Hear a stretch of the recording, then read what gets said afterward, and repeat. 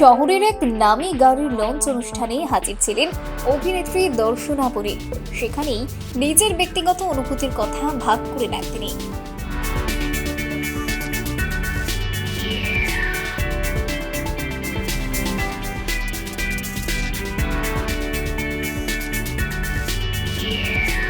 দর্শনা জানান, গাড়ি নিয়ে শখ থাকলেও গাড়িতে চড়তে তার কিছুটা ফোবিয়া রয়েছে। তবে মাঝে মধ্যে লং ড্রাইভে বেরোলে মন ভালো হয়ে যায় বলেও স্বীকার করেন অভিনেত্রী। কি বলছেন দর্শনা, শোনাবো আপনাদের। আমি খুব একটা বাইরেও ট্রাভেল করতে ভালোবাসি না, কারণ আমার না গাড়িতে উঠলেই একটু সমস্যা হয়।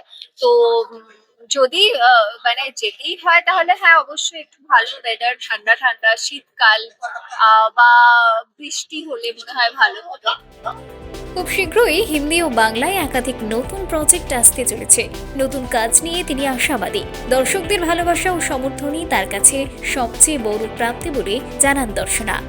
কিছু হিন্দি রিলিজ আছে এবং বাংলা রিলিজ আছে, এইগুলোই কয়েকটা রিলিজেস আছে।